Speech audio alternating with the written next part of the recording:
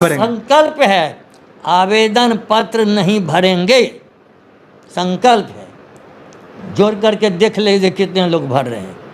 पूर्व से जो कार्यरत नियुक्त शिक्षक हैं, जिनको पंचायती राज या नगर निकाय के शिक्षक लोग कहते हैं, उनके लिए दो कंडिका विचारणीय है, जिसकी ओर सरकार का ध्यान दीपक कुमार सिंह जो अपर मुख्य सचिव हैं, उनको हमने 2 दिन पूर्व भी विज्ञापन प्रकाशित होने के पूर्व और आज फिर हमने आयोग अध्यक्ष को भी पत्र लिखा है कि हमने पहले भी सूचित किया था सरकार को कि जब तक कंडिका 7 और 8 को आप स्पष्ट नहीं करते हैं तब तक आगे की कार्रवाई आप रोक दीजिए।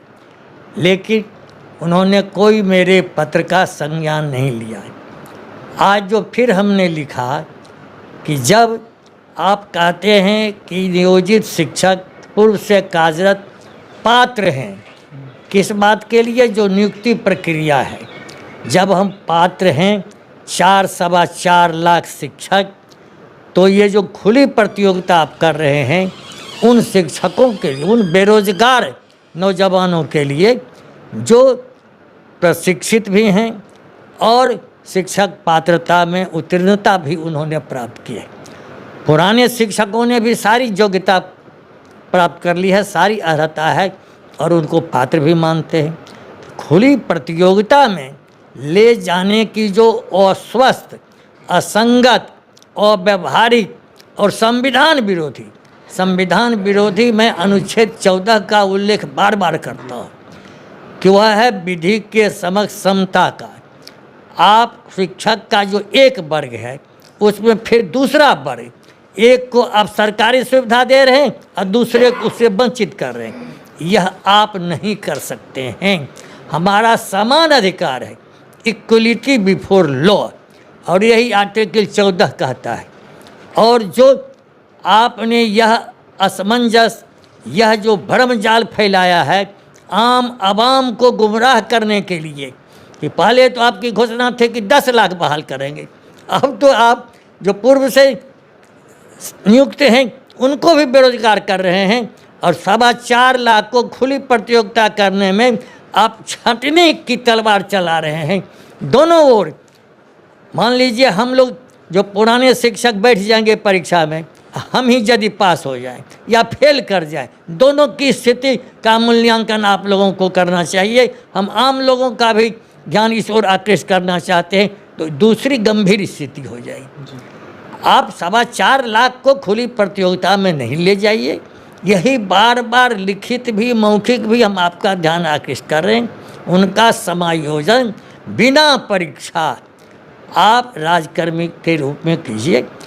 आप 8वें चरण में जाके 7वें चरण तक की सारी प्रक्रिया आपने पूरी कर ली थी, श्रमों को आपने आश्वासन दिया था। 8वें चरण में नई नियुक्ति कीजिए, हम लोगों का कोई एतराज़ नहीं है।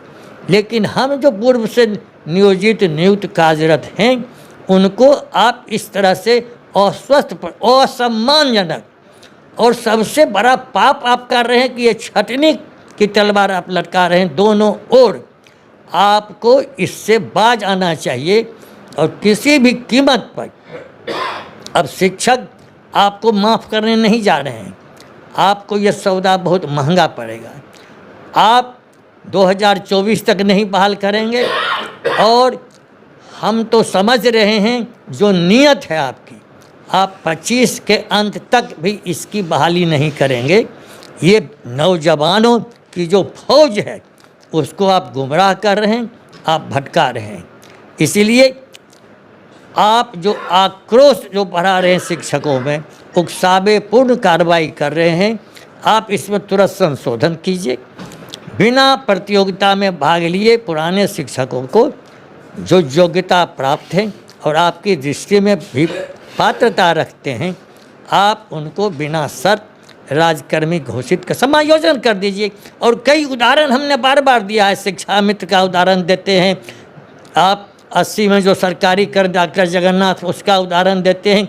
कई ऐसे उसके पूर्व प्राथमिक का भी सरकारीकरण हुआ, सबों का समायोजन बिना परीक्षा किया है। और सभी अच्छे शिक्षक के रूप में, निष्ठावान शिक्षक के रूप में काम कर रहे हैं। और दूसरी बात फिर हम कहना चाह रहे हैं कि यह जो विज्ञापन सामने आया है, उस विज्ञापन में आप देख लेंगे कि जो शिक्षक पूर्व से वेतन ज़्यादा पा रहे हैं, वो नई नियुक्ति वरीयता खो करके नहीं जाएंगे, घाटे का सौदा नहीं करेंगे। मैं कह रहा हूँ कि यह आत्मघाती कदम होगा। कहीं कोई शिक्षक यह कमजोरी महसूस कर रहे हैं, हम राजकर्मी हो जाएंगे।